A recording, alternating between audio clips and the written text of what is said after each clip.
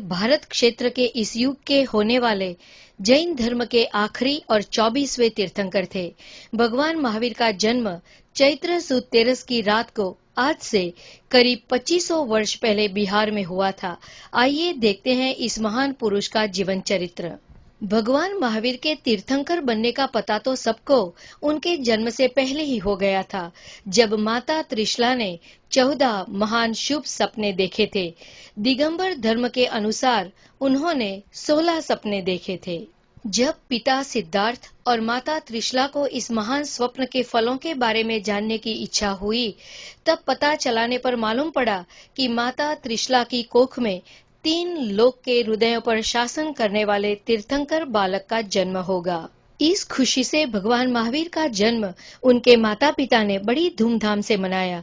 उनके साथ सारी जनता ने, यहाँ तक कि स्वर्ग के देवी देवताओं ने भी इस महान दिन का उत्सव मनाया, क्योंकि श्री भगवान महावीर का यह अंतिम जन्म था और जिसे आज हम महावीर जयंती के नाम से मनाते हैं। बचपन से ही भगवान महावीर बहुत बहादुर और निडर थे। माता पिता के चहीते थे।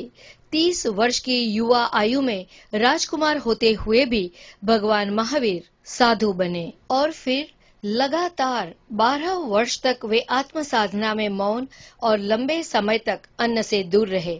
उन्होंने सबसे पहले मुश्किल मोह, राग और द्वेष पर अपनी जीत प्राप्त की, मगर इस दरमियान उन्हें कई कठिनाइयों का सामना करना पड़ा। इस बीच चंड कौशिक जैसे सांप पर अपनी करुणा बरसाई, तो कभी अग्नि की ज्वाला को भी सहन किया, कभी अपने कान में खिल्ले लगाने वाले को भी चुपचाप सह लिया। इन सब जुल्मों को सहते हुए भी महावीर अपने ध्यान में मग्न रहे और जुल्म ढाने वालों पर भी अपनी करुणा बरसाते रहे। इस तरह श्री महावीर ने मोह, राग और द्वेष पर अपनी जीत पाई और उन्हें वर्धमान से महावीर नाम मिला। 42 वर्ष की उम्र में उन्हें वैशाख सुद दशम के दिन वृजुलिका नदी के पास एक वृक्ष के नीचे केवल ज्ञान की प्राप्ति हुई। वैशाख सुद 11 के दिन उन्होंने जैन संघ यानी चतुर्विध संघ की स्थापना की, जिसमें साधु, साध्वी, श्रावक और श्राविका को शामिल किया गया, जो आज जैन संघ के नाम से जाना जाता है। इसी दिन इंद्रभूति गौतम उनके सबसे पहले शिष्य बने। उनके साथ 11 महान पंडित और हजारों शिष्य भगवान महावीर के शिष्य बने। भगवान महावीर ने उन ज्ञानी पंडितों को त्रिपदी जिंदगी क्या है वो समझाकर उनके ज्ञान के खजाने को एक नया ही प्रकाश दिया। 42 वर्ष की उम्र में उन्हें केवल ज्ञान की प्राप्ति हुई और अगले 30 वर्ष तक लगातार पूरे भारतवर्ष में विहार करके तत्व का उपदेश करते रहे।